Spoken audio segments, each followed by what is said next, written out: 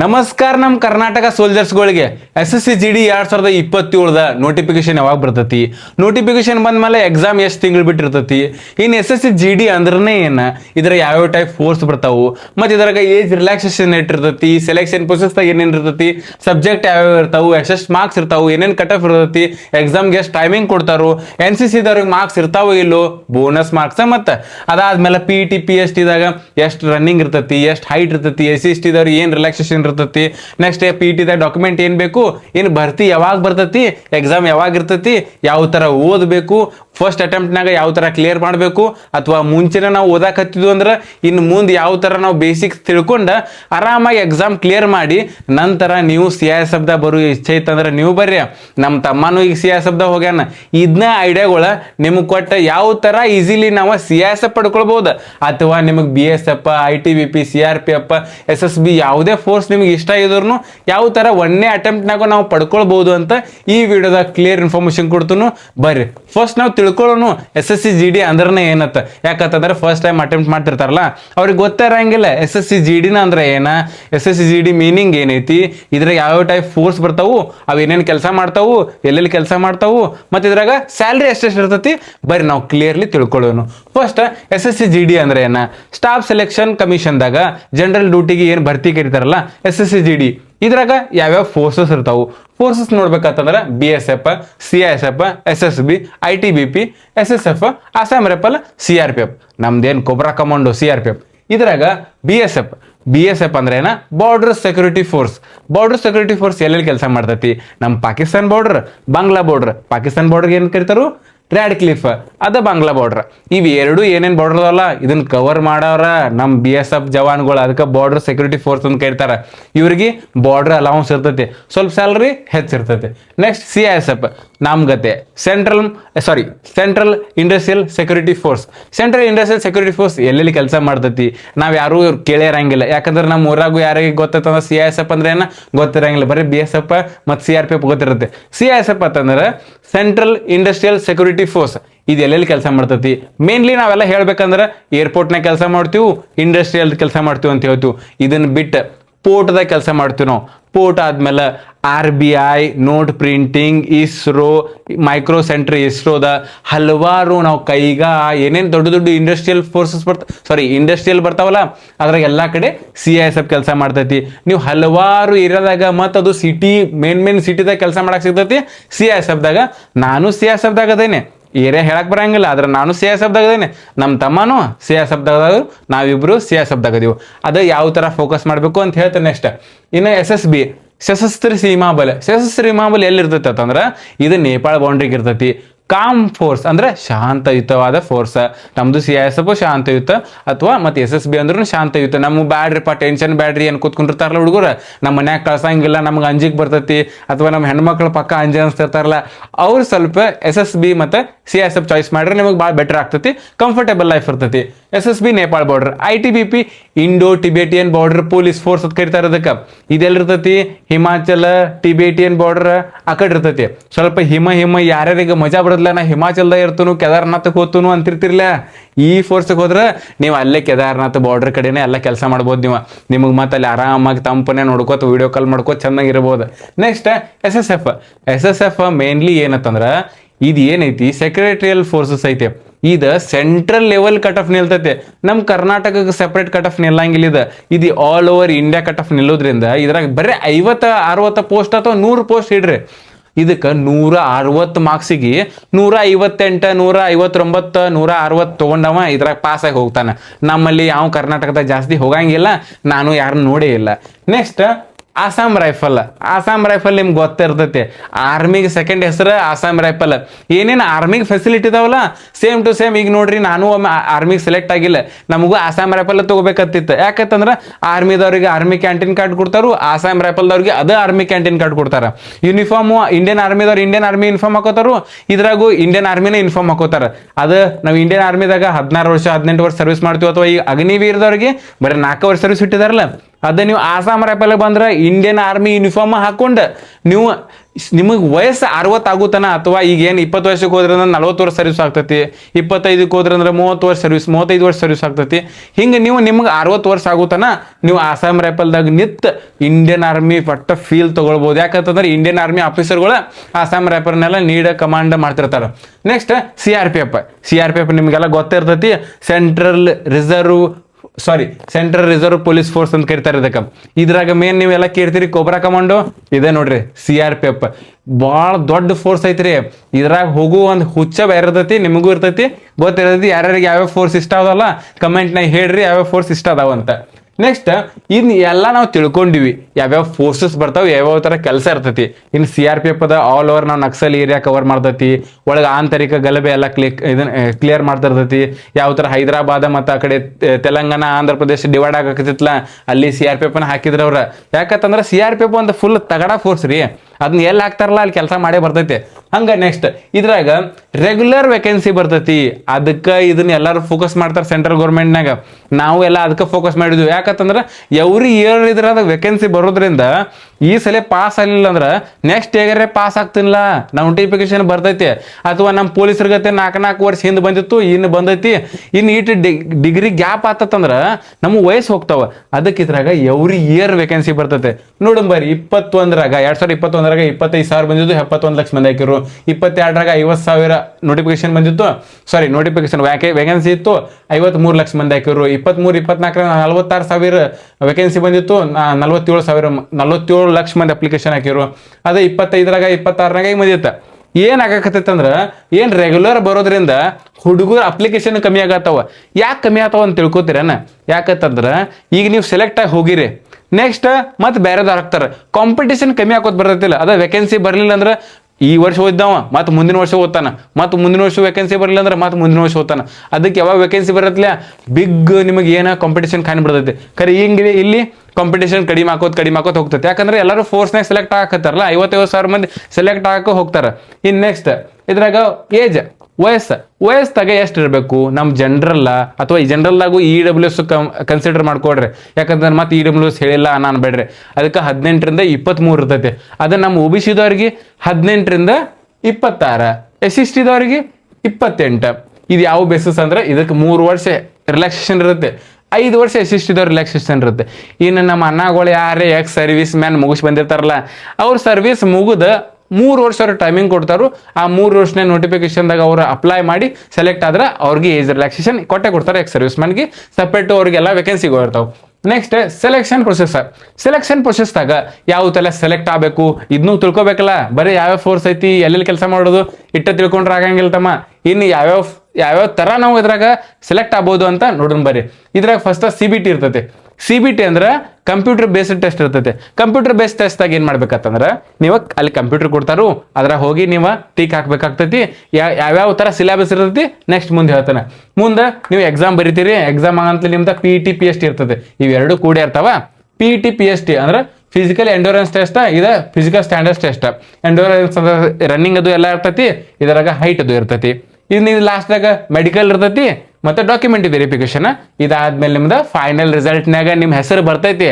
ಅದಕ್ಕೆ ನೀವು ಮುಂದಿಂದೆಲ್ಲ ಇನ್ಫಾರ್ಮೇಶನ್ ತಿಳ್ಕೊಬೇಕು. ನೆಕ್ಸ್ಟ್ ನೀವು ಓದ್ಬೇಕು. ಲಾಸ್ಟಿಗೆ ಹೇಳ್ತಾನೆ ಯಾವ ಥರ ಸ್ಟ್ರಾಟಜಿ ಮಾಡ್ಕೊಳ್ಬೇಕು, ಓದಬೇಕು, ಕ್ಲಿಯರ್ ಆಗೇ ಆಗ್ತೈತಿ. ಏನು ಭಾಳ ಮಂದಿ CSF ಬೇಕು, ಮತ್ತು CSF ನೋಟಿಫಿಕೇಶನ್ ಭಾಳ ಕರೆಯವ್ರದಾರ. ಯಾಕಂತಂದ್ರೆ ಈ ಫೋರ್ಸ್ಗೆ ಡಿಮಾಂಡ್ ಭಾಳ ಐತಿ, ಎಲ್ಲ ಕಡೆ ಡಿಪ್ಲಾಯ್ ಮಾಡಕತ್ತಾರ. ಬರ್ರಿ ನೆಕ್ಸ್ಟ್ ನೋಡೋಣ. ನೆಕ್ಸ್ಟ್ ಏನೈತಂದ್ರೆ CBT ಕಂಪ್ಯೂಟರ್ ಬೇಸ್ಡ್ ಟೆಸ್ಟ್ನಾಗ ಯಾವ್ಯಾವ ಸಬ್ಜೆಕ್ಟ್ ಕೇಳ್ತಾರೋ. ಸಬ್ಜೆಕ್ಟ್ದಾಗ ಮೇನ್ ರೀಸನಿಂಗ, ಮ್ಯಾಥ್ಸ್, GK ಮತ್ತು GS ಅಥವಾ GA, ಇಂಗ್ಲೀಷ ಮತ್ತು ಹಿಂದಿ ಇರ್ತೈತೆ. ಇನ್ನು ಇಂಗ್ಲೀಷ ಹಿಂದಿದಾಗ ನಿಮಗೆ ಯಾವ್ದು ಕಂಫರ್ಟೇಬಲ್ ಅನ್ಸತ್ಲ ಅದನ್ನ ತಗೊಳ್ರಿ. ಯಾಕಂತಂದ್ರೆ ಇದು ಈಜಿ ಐತಾನೆ ಅಡುಗೆ ಕೇಳಕ್ಕೆ ಹೋಗ್ಬೇಡ್ರಿ. ಎರಡು ಸ್ವಲ್ಪ ಓದಿ ನೋಡ್ರಿ. ನಿಮ್ಗೆ ಯಾವ್ದು ಈಜಿ ಅನ್ಸತ್ಲ ಅದನ್ನ ತಗೊಳ್ರಿ. ಇನ್ನೊಬ್ಬಗೆ ಈಜಿ ಅನ್ಸಿದ್ದ ನಿಮಗೆ ಈಜಿ ಎಂದೂ ಅನ್ಸಂಗಿಲ್ಲ. ನನಗೆ ಹಿಂದಿ ಈಜಿ, ಅದಕ್ಕೆ ನಾನು ಹಿಂದಿನ ತೊಗೊಂಡಿದ್ನಿ.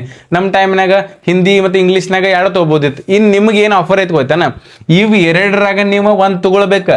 ಆದ್ರೆ ಇವು ರೀಸನಿಂಗ್, ಮ್ಯಾಥ್ಸ್, GK ನೀವು ಕನ್ನಡನೇ ಬರಿಬೋದು. ನಮ್ಮ ಟೈಮ್ನಾಗ ಕನ್ನಡನಾಗ ಇರಲಿಲ್ಲ. ನಾವು ಇಂಗ್ಲೀಷ್ನಾಗ ಬರಿಬಹುದು ಅಥವಾ ಹಿಂದಿನಾಗ ಬರಿಬೇಕು.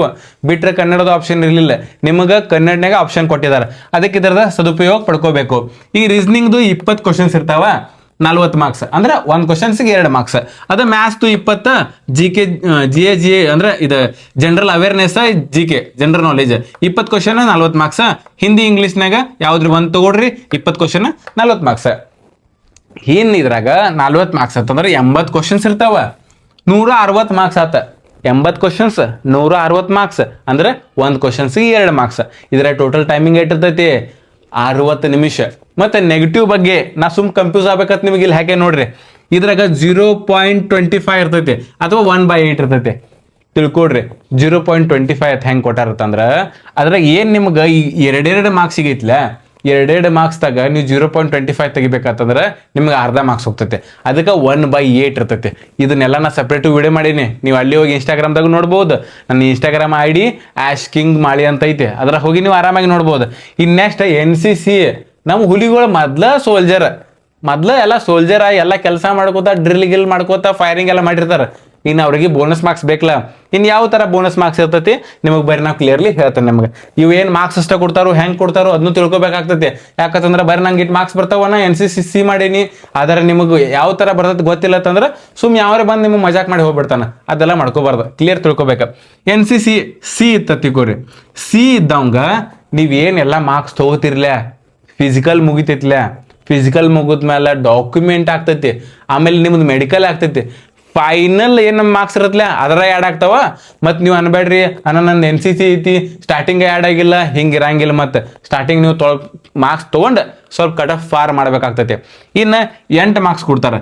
8 ಯಾವ ಬೇಸಿಸ್ ಮೇಲೆ ನಿಮಗೇನು 160 ಮಾರ್ಕ್ಸ್ ನಿಮ್ದು ಎಕ್ಸಾಮ್ ಐತ್ಲ ಅದಕ್ಕೆ 5% ನೀವು ತೆಗೆದ್ರಂದ್ರೆ 8 ಮಾರ್ಕ್ಸ್ ನಮಗೆ ಬರ್ತೈತಿ. ಅದ್ರಾಗ B ತಿಳ್ಕೊರಿ. NCC B ಇದ್ರೆ ನಿಮಗೆ 3% ಅಂದ್ರೆ 4.8 ಮಾರ್ಕ್ಸ್ ಇರ್ತೈತಿ.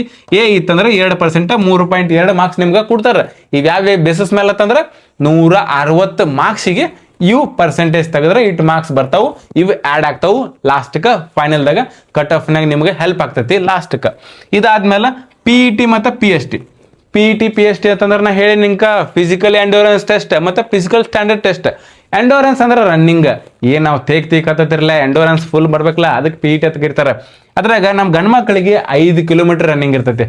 ಗಂಡು ಮಕ್ಳಿಗೆ 5 ಕಿಲೋಮೀಟರ್ ರನ್ನಿಂಗ್ ಅಂತಂದ್ರೆ ಟೈಮಿಂಗ್ 24 ನಿಮಿಷ ಇರುತ್ತೆ. 24 ಅನ್ನಕ್ಕೆ ಹೋಗ್ಬಿಡ್ರಿ, 24 ಅನ್ಬೋದು, 24 ಅನ್ಬೋದು. ಯಾಕಂತಂದ್ರೆ ನಾವೆಲ್ಲ 20 ನಿಮಿಷನ ಹೊಡೆದೆವು. ಯಾಕಂತಂದ್ರೆ ಅದಕ್ಕಿಂತ 1 ವರ್ಷ ಮುಂಚೆ ನಾವೆಲ್ಲ ಫೇಲ್ ಆಗಿದ್ವು, ಎಕ್ಸಾಮ್ ಪಾಸ್ ಆದ್ವು, ಫಿಸಿಕಲ್ ಫೇಲ್ ಆದ್ವು. ನೆಕ್ಸ್ಟ್ ಇಯರ್ ನಾವು ಕರೆಕ್ಟಾಗಿ ರನ್ನಿಂಗ್ ಯಾವ ಥರ ಮಾಡಬೇಕು, ಯಾವ ಶೂಸ್ ಯೂಸ್ ಮಾಡಬೇಕು, ಎಷ್ಟು ಸ್ಟ್ರೆಂತಲ್ಲಿ ಓಡಬೇಕು, ಎಷ್ಟು ಪೇಸ್ ಇರಬೇಕು ಎಲ್ಲ ತಿಳ್ಕೊಂಡು ನೀವು ರನ್ನಿಂಗ್ ಮಾಡಿರ್ತೀವಿ ರೀ. ನಿಮಗೆ ಏನು ಅನ್ಸಂಗಿಲ್ಲ. 5 ಕಿಲೋಮೀಟರ್ ಮಾತ್ರ ಮಜಾ ಬರ್ತೈತೆ ನಿಮಗೆ. ಬಾ ನಾ ಮತ್ತೊಂದು ರೌಂಡ್ ಹೋಗೋಣ ಅಂತೀವಿ ನಾವು. ಅದಕ್ಕೆ ಈ 5 ಕಿಲೋಮೀಟ್ರಿಗೆ 24 ನಿಮಿಷ. ಅದೇ ನಮ್ಮ ಹೆಣ್ಮಕ್ಳಿಗೆ, ನಮ್ಮ ತಂಗಿಗಳಿಗೆ 1.6 ಕಿಲೋಮೀಟ್ರ್ ಅಂದ್ರೆ 1.6 ಕಿಲೋಮೀಟ್ರಿಗೆ 8.5 ನಿಮಿಷ ಇರ್ತೈತಿ ನಮ್ಮ ತಂಗಿಗಳಿಗೆ. ಅದೇ ನಮ್ಗೆ ಯಾವ ಥರ ಅಂತಂದ್ರೆ ಹೈಟ್ನಾಗ 170 ಸೆಂಟಿಮೀಟ್ರ್ ಇರ್ತೈತಿ ನಮ್ಮ ಹುಡುಗರಿಗೆ. ಅದೇ ಹುಡುಗರ್ದಾಗ ST ಕ್ಯಾಟಗರಿ, ಬಟ್ SC ಥರ ಹಾಕೋಬೇಡ್ರಿ, OBC ಥರ ಹಾಕೋಬೇಡ್ರಿ, ಯಾವುದೇ ಕ್ಯಾಟಗರಿ ಥರ ಹಾಕೋಬೇಡ್ರಿ, ಬರೀ ST ಕ್ಯಾಟಗರಿಗೆ 162.5 ಇರ್ತೈತಿ. ಇನ್ನು ಮರಾಠ ಯಾರ್ಯಾರದಿರಲೇ ನೀವು ಕಮೆಂಟ್ ಮಾಡ್ರಿ ನಿಮ್ಗೆ ಎಷ್ಟು ಹೈಟ್ ಇರ್ತೈತೆ ಅಂತ. ಇನ್ನು ಹೆಣ್ಮಕ್ಳಿಗೆ ಎತ್ತರದಾಗ 157 ಸೆಂಟಿಮೀಟರ್ ಇರ್ತೈತಿ. ಅದು ST ಹೆಣ್ಮಕ್ಳಿಗೆ, ಬರೀ ST ದವ್ರಿಗೆ ಮತ್ತು ಬೇರೆ ಕ್ಯಾಟಗರಿ ತರಾಕೋಬೇಡ್ರಿ, ಅದ್ರಾಗ 150 ಸೆಂಟಿಮೀಟರ್ ಇರ್ತೈತೆ ಅವ್ರಿಗೆ. ತಿಳಿತಲ್ಲ ಹೈಟ್ ಕ್ಯಾಟಗರಿ. PET PST ಬಗ್ಗೆ ತಿಳ್ಕೊಂಡಿವಲ್ಲ. ನೆಕ್ಸ್ಟ್ ಇನ್ನು PET ಹೋಗುವಾಗ ಯಾವ ಥರ ಡಾಕ್ಯುಮೆಂಟ್ ತೊಗೊಂಡೋಗ್ಬೇಕು ನಾವು ಸಿಂಪಲ್ ಆಗಿ ಹೇಳ್ತೇನೆ. ಆಮೇಲೆ ಯಾವ ಥರ ನಿಮ್ಮ ಫಿಸಿಕಲ್ದಾಗ ನಿಮ್ಮ ಪರ್ಸೆಂಟೇಜ್ ಬರ್ತೈತಿ ಅಥವಾ ಕಟ್ ಆಫ್ ಬರ್ತೈತಿಲ್ಲ ಅವಾಗ ಮತ್ತೆ ನಾ ಇನ್ಸ್ಟಾಗ್ರಾಮ್ದಾಗ ಕ್ಲಿಯರ್ಲಿ ವಿಡಿಯೋ ಮಾಡಕತ್ತೇನೆ, ನಿಮಗೆ ಗೊತ್ತೈತಿ. ಬರ್ರಿ ಫಸ್ಟ್ ಅದ್ರಾಗ ಏನು ಮಾಡ್ಬೇಕಂದ್ರೆ ಅಡ್ಮಿಟ್ ಕಾರ್ಡ್ ತೊಗೊಂಡೋಗ್ಬೇಕು, ಪಕ್ಕ ತೊಗೊಂಡು ಹೋಗ್ಬೇಕು. ಯಾಕಂದ್ರೆ ಪಾಸ್ ಆಗಿದ್ದು ಅಡ್ಮಿಟ್ ಕಾರ್ಡ್ ಬಂದಿರ್ತೈತಿ, ತೊಗೊಂಡು ಹೋಗಬೇಕು. ಅಡ್ಮಿಟ್ ಕಾರ್ಡ್ ಹೋದ್ವು ಅಂದ್ರೆ ಅಡ್ಮಿಟ್ ಕಾರ್ಡ್ ನಂದ ಐತತ್ತ ನೋಡೋಕೆ ಅದಕ್ಕೆ ID ಪ್ರೂಫ್ ಕೇಳ್ತಾರು, ಒಯ್ಯಬೇಕು. ಇನ್ನು ಇದನ್ನೆಲ್ಲ ಓದ್ವು ಅಂದ್ರೆ ST ಇರ್ತೈತೆ. ST ದವ್ರಿಗೆ ಹೈಟ್ನಾಗ ರಿಲ್ಯಾಕ್ಸೇಷನ್ ಐತಿಲ್ಲ, ಚೆಸ್ಟ್ನಾಗೂ ರಿಲ್ಯಾಕ್ಸೇಷನ್ ಇರ್ತೈತೆ. ನಾರ್ಮಲಿ ನಮಗೆಲ್ಲರಿಗೆ ಎಲ್ಲ ಕಾಸ್ಟ್ದವ್ರಿಗೆ 80 ಸೆಂಟಿಮೀಟರ್ ಇರ್ತೈತೆ. ಅದ ಅವ್ರಿಗೆ ಕಡಿಮೆ ಇರ್ತೈತೆ. ಎಷ್ಟಂತ ಕಮೆಂಟ್ ಮಾಡ್ರಿ, 172 ಏನೋ ಇರ್ತೈತಿ, ಕಮೆಂಟ್ ಮಾಡ್ರಿ ನಿಮಗೂ ಗೊತ್ತಾಗಲಿ. ಇನ್ನು ಆ ಕೆಟಗಿರಿದವ್ರಿಗೆ ಅಷ್ಟು ನಿಮಗೆಲ್ಲ ರಿಲ್ಯಾಕ್ಸೇಷನ್ ಬೇಕಾದ್ರೆ ನೀವು ಕಾಸ್ಟ್ ಸರ್ಟಿಫಿಕೇಟ್ ಒಯ್ಬೇಕ್ರು. ನೀವು OBC ಇದ್ರು ಓದ್ಬಿಡ್ರಿ, ಕೇಳ್ತಾರೆ. ಕರೆ ST ಇದ್ದವ್ರು ಪಕ್ಕ ಒಯ್ಬೇಕು ನೀವು. ಆಮೇಲೆ ಪ್ರೆಗ್ನೆಂಟ್ ಅಂತ ಯಾಕೆ ಬರ್ತದೆ ಅಂತ ತಿಳ್ಕೊಡ್ರಿ. ಪ್ರೆಗ್ನೆಂಟ್ ಅಂದ್ರೆ ಈಗ ನಮ್ಮ ತಂಗಿಗಳು ಇರ್ತಾರೆ, ಸ್ವಲ್ಪ ನಮ್ಮ ಅಕ್ಕಗಳು ಹಿಡ್ಕೊಡ್ರಿ. ಇನ್ನು ಅಪ್ಲಿಕೇಶನ್ ಹಾಕಿರ್ತೀರಿ, ನೀವು ರನ್ನಿಂಗ್ ಹೋಗ್ಬೇಕಂತ ತಿಳ್ಕೊತೀರಿ, ನೀವು ಪ್ರೆಗ್ನೆಂಟ್ ಆಗಿರ್ತೀರಿ ಅಂತ ತಿಳ್ಕೊಡ್ರಿ. ನೀವು ಪ್ರೆಗ್ನೆಂಟ್ ಆಗಿದ್ರೆ ನಿಮ್ಗೆ ಏನು ಗೈನಕಾಲಜಿಸ್ಟ್ ನಿಮ್ಗೆಲ್ಲ ಏನು ಡಾಕ್ಯುಮೆಂಟ್ ಕೊಟ್ಟಿರ್ತಾರಲ್ಲ ಅದನ್ನ ತೊಗೊಂಡೋಗಿ ಸಬ್ಮಿಷನ್ ಮಾಡ್ರಿ ಅಲ್ಲಿ. ಸಬ್ಮಿಷನ್ ಮಾಡಿದ್ಮೇಲೆ ನೆಕ್ಸ್ಟ್ ನಿಮಗೆ ಯಾವ ಥರ ನೀವು ನಾರ್ಮಲ್ ಆಗ್ತೀರಿ, ನಿಮ್ಮ ಬಾಡಿ ಎಲ್ಲ ನಾರ್ಮಲ್ ಆಗ್ತೈತಿ, ಅವಾಗ ಒಂದು ಟೈಮ್ ಕೊಡ್ತಾರವ, ಅವಾಗ ನೀವು ಬಂದು ನೀವು ರನ್ನಿಂಗ್ ಮಾಡ್ಬೋದು. ನಿಮಗೆ ಭಾಳ ಯೂಸ್ ಆಗ್ತೈತಿ ಇದು. ಯಾರ್ಯಾರು ನಮ್ಮ ತಂಗಿಗಳು ಅದಾರಲ್ಲ ಎಲ್ಲರಿಗೆ ಶೇರ್ ಮಾಡಿರಿ, ಮದುವೆ ಆದವ್ರಿಗೆ ಶೇರ್ ಮಾಡಿರಿ, ಉಳ್ಕಿದವ್ರಿಗೆ ಬೇರೆ ಇನ್ಫಾರ್ಮೇಷನ್ ಸಿಗ್ತೈತಿ. ಎಲ್ಲ ನಮ್ಮ ತಮ್ಮ ತಂಗಿಗಳಿಗೆ ಶೇರ್ ಮಾಡಕ್ಕೆ ಮರ್ಯಾಕೆ ಹೋಗ್ಬೇಡ್ರಿ. ಫಸ್ಟ್ ವಿಡಿಯೋ ಐತಂದ ಮತ್ತು ನೀವು ಶೇರ್ ಮಾಡಬೇಕು. ಹಾಂ, ನೆಕ್ಸ್ಟ್ ಯಾವಾಗ ಬರ್ತೈತಿ SSC GD 2027 ನೋಟಿಫಿಕೇಶನ್ ಯಾವಾಗ ಬರ್ತೈತಿ? ನೋಟಿಫಿಕೇಶನ್ ಯಾವಾಗ ಬರ್ತೈತಂದ್ರೆ ಸೆಪ್ಟೆಂಬರ್ದಾಗ ಬರ್ತೈತಿ. ಇದೇ ತಿಂಗಳು ಅಂತೂ ಇದೇ ವರ್ಷ 2026ದಾಗ ಸೆಪ್ಟೆಂಬರ್ದಾಗ ಅದ್ರದ SSC GD 2027 ನೋಟಿಫಿಕೇಶನ್ ಬರ್ತೈತಿ. ಇನ್ನು ನೋಟಿಫಿಕೇಶನ್ ಆದ್ಮೇಲೆ ಎಕ್ಸಾಮ್ ಜನವರಿದಿಂದ ಮಾರ್ಚ್ ತನ 27ರಾಗ ಎಕ್ಸಾಮ್ ಇರ್ತಾವ. 3-4 ತಿಂಗಳು ಟೈಮ್ ಸಿಗ್ತಿಲ್ಲ. 3-4 ತಿಂಗಳು ಬಿಡ್ರಿ, ಈಗಿಂದ ಓದಿದ್ರೆ ಪಾಸ್ ಆಗ್ತೀರಿ. ಇನ್ನು ನಾವು ಹೆಂಗೆ ಓದಬೇಕು ಅಂತ ನೋಡೋಣ. ಓದಾಕ ಇವೇನು ಕೊಟ್ಟಿವಲ್ಲ ಇದನ್ನ ಸ್ವಲ್ಪ ಸೈಡ್ ಇಡ್ರಿ. ಫಸ್ಟ್ ನಾ ಹೆಂಗೆ ಓದೀನಿ, ನಮ್ಮ ತಮ್ಮ ಹೆಂಗೆ ಓದ್ಯಾನು, ಇನ್ನು CSF ಹೆಂಗೆ ಸಿಗ್ತೈತಿ. ಬೇರೆ ಫೋರ್ಸು ನಿಮ್ಗೆ ಇಷ್ಟ ಇದ್ರೆ ಹಾಕ್ರಿ, ಬಟ್ ಅಪ್ಲಿಕೇಶನ್ ಹಾಕೋತ್ನಾಗ ಕೋಡ್ ನೋಡ್ಕೊಂಡು ಹಾಕ್ರಿ. ನಿಮ್ಗೆ ಯಾವ ಇಷ್ಟ ಐತಲ್ಲ ಫೋರ್ಸ್ ನೋಡಕ್ಕೆ ಹೋಗ್ಬೇಡ್ರಿ, ಇಲ್ಲಿ ಫೋರ್ಸದ ಕೋಡ್ ನೋಡ್ಕೊಂಡು ನೀವು ಪ್ರಿಫರೆನ್ಸ್ ಹಾಕ್ಬೇಕಾಗ್ತೈತೆ. ಅದಕ್ಕೆಲ್ಲ ನಾ ಅದೇ ನಿಮಗೆ ನೋಟಿಫಿಕೇಶನ್ ಬಿಟ್ಟಾಗ ನಾ ಹೆಲ್ಪ್ ಮಾಡ್ತೀನಿ. ಇನ್ನು ಯಾವ ಥರ ಓದಬೇಕು, ಯಾವ ಬುಕ್ ತೊಗೋಬೇಕು, ಯಾವ ನೋಟ್ಸ್ ತೊಗೋಬೇಕು, ಯಾವ ಕೋಚಿಂಗ್ ಹೋಗ್ಬೇಕು, ಅಥವಾ ಯಾವ ಸರ್ ಕಡೆ ಹೋಗಬೇಕು, ನಾ ಈಗ ನಿಮಗೆ ತಿಳಿಸ್ತೇನೆ. ಫಸ್ಟ್ ಆಫ್ ಆಲ್ ನಾ ಯಾವುದು ಬುಕ್ ರೆಫರ್ ಮಾಡಕ್ಕೆ ಹೇಳಂಗಿಲ್ಲ. ಈ ಎಕ್ಸಾಮಿಗೆ ನೀವು ಯಾವುದೋ ಒಂದು ಬುಕ್ ರೆಫರ್ ಮಾಡಿರ್ತೀವಿ, ನೀವು ಆ ಬುಕ್ನಾಗ ಸ್ಟ್ರಕ್ ಆಗ್ಬಿಡ್ತೀರಿ. ಏನೇನು ಹೊಸದು ಈಗ ಏನು 2025 ಎಕ್ಸಾಮ್ 26 ಎಕ್ಸಾಮ್ ಓದತ್ಲೆ ಅದ್ರಾಗ ಸ್ವಲ್ಪ ಹೊಸ ಸಬ್ಜೆಕ್ಟ್ ಬಂದಾವ. ಅಂದ್ರೆ ಹಿಂದಿನಾಗೂ ಹೊಸದು ಕೇಳ್ಬಿಟ್ಟಾನು, ಮತ್ತು ರೀಸನಿಂಗ್ನಾಗೂ ಸ್ವಲ್ಪ ಹೊಸದು ಕೇಳ್ಬಿಟ್ಟಾನು. ಹುಡುಗರಿಗೆ ಕ್ಲಾಕ್ ಒಂದು ಕೇಳ್ಯಾನ, ಕ್ಲಾಕ್ ಜಾಸ್ತಿ ಯೂಸ್ ಮಾಡಿಲ್ಲವ್ರು 25ರಾಗ 26ನೇ ಯೂಸ್ ಮಾಡಿಬಿಟ್ಟಾದ್ರು ಯಾರಿಗೆ ಹುಡುಗರಿಗೆ ಬರ್ವಾತ. ಅದಕ್ಕೆ ಏನು ಮಾಡಬೇಕು, ಟ್ರೆಂಡ್ ಯೂಸ್ ಮಾಡ್ಕೋಬೇಕು. ನೀವು ಯೂಟ್ಯೂಬ್ನಾಗ ಕಲ್ಕೋರಿ. ಈಗ ಏನು ಮಾಡ್ಬೇಕಂತಂದ್ರೆ ನೀವು ಸಿಲೆಬಸ್ ತೊಗೊಳ್ರಿ. ರೀಸನಿಂಗ, ಮ್ಯಾಥ್ಸ್, GK GS ಅಥವಾ ಹಿಂದಿ ಇಂಗ್ಲೀಷ್ನಾಗ ಎಲ್ಲಾದ್ರದ್ದು ಸಿಲೆಬಸ್ ತೊಗೊಳ್ರಿ. ನಂಗೆ ಟೈಮ್ ಸಿಕ್ತಂದ್ರೆ ನನ್ನ ಟೆಲಿಗ್ರಾಮ್ ಐತೆ ಆಸ್ಕಿಂಗ್ SSC ಅಂತ, ಅಲ್ಲಿ ಹೋಗ್ರಿ. ಅಥವಾ ವಾಟ್ಸಪ್ ಚಾನಲ್ ಐತಿ, ಅಥವಾ ನಂದು ಇನ್ಸ್ಟಾಗ್ರಾಮ್ನಾಗ ಹೋಗ್ರಿ ಆಸ್ಕಿಂಗ್ ಮಾಳಿ ಅಂತ, ಅದ್ರಾಗ ಎಲ್ಲ ಲಿಂಕ್ಗಳು ಅದಾವು. ನೀವು ಟಚ್ ಮಾಡಿರಿ, ನಿಮಗೆ ಸಿಗ್ತೈತೆ. ಅದ್ರಾಗ ಏನು ಮಾಡಬೇಕು, ಈ ಒಂದು ರೀಸನಿಂಗ್ ನಿಮ್ಗೆ ಎಕ್ಸಾಂಪಲ್ ಕೊಡ್ತಾನೆ. ಇದರ ಕ್ಯಾಲೆಂಡರ್ ಐತಿ, ಕ್ಲಾಕ್ ಐತಿ, ಕೋಡಿಂಗ್, ಡಿಕೋಡಿಂಗ್, ಅನಾಲಾಗ ಏನೇನು ಅದಾವಿಲ್ಲ, ಇವು ಯಾವುದ್ರ ಸಬ್ಜೆಕ್ಟ್ ನೀವು ಒಂದು ಯೂಟ್ಯೂಬ್ನಾಗ ಹೊಡ್ರಿ. ಅನಾಲಾಗ್ SSC GD ಅಂತ ಹೊಡ್ರಿ, ಸ್ಟ್ರಾಟರ್ಜಿ ಕ್ಲಾಸ್ ಹಿಂಗೇನ್ರಿ ಹೊಡ್ರಿ, ನಿಮಗೆ ಕ್ಲಾಸ್ಗಳು ಬರ್ತಾವೆ. ಕಲೀರಿ. ಯಾವ ಸರ್ ನಿಮಗೆ ಇಷ್ಟ ಆಗ್ತಾರಲ್ಲ ಆ ಸರ್ ಕಡೆ ಕಲ್ಕೊಡ್ರಿ. Separate notes ಮಾಡ್ಕೊಡ್ರಿ. ಒಂದು 4 ಖಾಲಿ ಬುಕ್ ತೊಗೊಳ್ರಿ, ಸಪ್ರೇಟ್ ನೋಟ್ಸ್ ಮಾಡ್ಕೋತೀವ್ರಿ. ಎಲ್ಲ ಸಬ್ಜೆಕ್ಟ್ದು ಅವೇನು ಟಾಪಿಕ್ ವೈಸ್ ನೀವು ನೋಟ್ಸ್ ಮಾಡ್ಕೋತ ಹೋದಿರ್ತೀವ್ರಿ. ಮತ್ತು ಅದ್ರಾಗೂ ನಿಮ್ಗೆ ಯಾರು ಇಷ್ಟ ಆಗ್ತಾರಲ್ಲ ಅವ್ರದ್ದು ಮಾಡ್ಕೊಡ್ರಿ. ಯಾಕಂತಂದ್ರೆ ಇಷ್ಟ ಆಗಿದ್ದು ನೀವು ಚಂದಂಗೆ ಕಲಿತು ನೋಟ್ಸ್ ಮಾಡ್ಕೊಂಡಿರ್ತೀವ್ರಿ. ಯಾವ ಆಥರ್ ಬುಕ್ಕು ಹತ್ತಂಗಿಲ್ಲ ಇದ್ರಾಗ. ಯಾಕಂದ್ರೆ ನಾವು ನೋಡಿದ್ವಿ, ನಾವು ಎಲ್ಲಿ ಕೋಚಿಂಗ್ ಹೋಗಿಲ್ಲ, ಏನಿಲ್ಲ, ಮನ್ಯಾಗ ಕೂತ್ ಅಥವಾ ಲೈಬ್ರರಿಯಾಗ ಕೂತ ಓದೇ CSF ಪಡ್ಕೊಂಡಿವು. 3 ಸಲ ನಂದು SSC GD ಆಗೈತೆ. ನಮ್ಮ ತಮ್ಮಂದು ಈ SSC GDದಾಗ 25ರಾಗ CSF ಸಿಕ್ಕೈತೆ. ಅದಕ್ಕೆ ನಾನು ನಿಮಗೆ ಹೇಳಕತ್ತೇನೆ ಯಾವ ಥರ ಮಾಡ್ಬೇಕಂತಂದ್ರೆ, ನೀವು ಸಿಲೆಬಸ್ ಕಾಪಿ ತಗೊಳ್ರಿ. ಸಿಲೆಬಸ್ ಕಾಪಿದಾಗ ಟಾಪಿಕ್ ವೈಸ್ ಏನು ಇರ್ತೈತ್ಲ, ಟಾಪಿಕ್ ವೈಸ್ ನೀವು ನೋಟ್ಸ್ ಮಾಡ್ಕೊಡ್ರಿ. ಯಾವುದೇ ಬುಕ್ ತೊಗೊಂಡ ನಾ ಬುಕ್ ಐತಿ ಬಾಪಟ್ ಹೊಡಿತೀನು, ಯೂಟ್ಯೂಬ್ನಾಗ ಹೊಡ್ರಿ.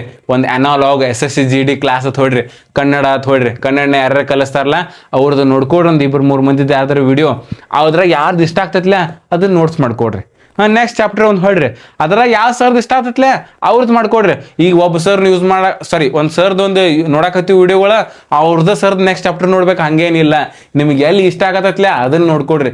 ನೀವು ಪಾಸ್ ಆಗೋದು ಇಂಪಾರ್ಟೆಂಟ್. ನನಗೆ ಆ ಸರ್ ಫೇವ್ರೇಟ, ಈ ಒನ್ನ ಫೇವ್ರೇಟ ಬೇಡ, ನನಗೆ ಈ ಫೋರ್ಸ್ ಇಷ್ಟ, ಆ ಫೋರ್ಸ್ ನಾ ಹೋಗ್ತೀನು. ನಮ್ಮ ಅವ್ವ ಅಪ್ಪಗೆ ನಾ ಒಂದು ಗೌರವ ತಂದು ಕೊಡ್ತೀನು. ಇದು ನಿಮ್ಮ ಮೆಂಟಲಿ ಇರಬೇಕು.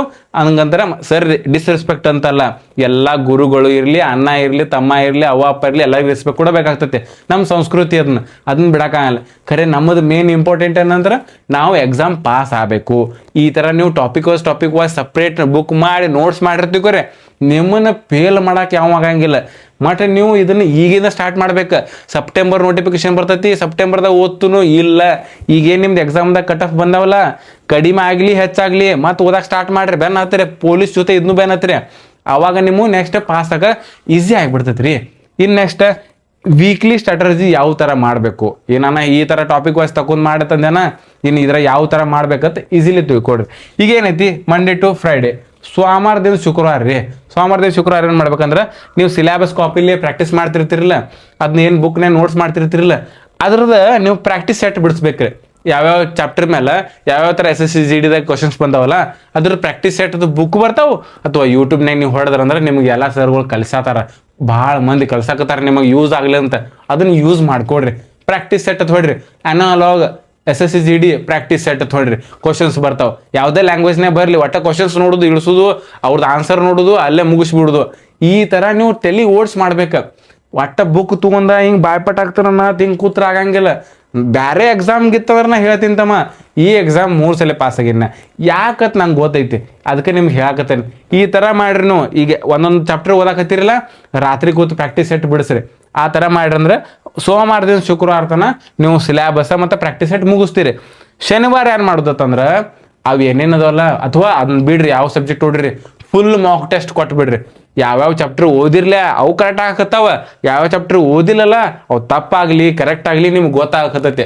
ನಾ ಯಾವ ಓದೀನಿ ಯಾವ ಓದಿಲ್ಲ, ನಾನು ಯಾವ್ಯಾವ ಕರೆಕ್ಟ್ ಆಗಕತ್ತವು ಯಾವ್ಯಾವ ರಾಂಗ್ ಆಗಕತ್ತವು, ಈ ಚಾಪ್ಟರ್ ನಾ ಇನ್ನೂ ಮಾಡಿಲ್ಲ, ಮುಂದೆ ಮಾಡ್ತೇನೆ, ಈ ಚಾಪ್ಟರ್ನ ಮಾಡೀನಿ, ಮಾಡ್ರೂ ತಪ್ಪಾಗಕತ್ತಿತ್ತಂದ್ರೆ ಏನೇನು ಅದ್ರಾಗ ಚೇಂಜಸ್ ಮಾಡ್ಕೋಬೇಕು, ಯಾವ್ಯಾವ ಥರ ಅದ್ರಾಗ ನಾ ಮತ್ತೊಮ್ಮೆ ಅದನ್ನು ರಿವೈಸ್ ಮಾಡ್ಕೋಬೇಕು, ಅದನ್ನು ನಾವು ಮುಂದಿನ ಒಂದು ದಿವ್ಸ ಉಳಿದತ್ಲೆ ಸಂಡೇ ಅದ್ರಾಗ ಹೇಳ್ತಾನೆ.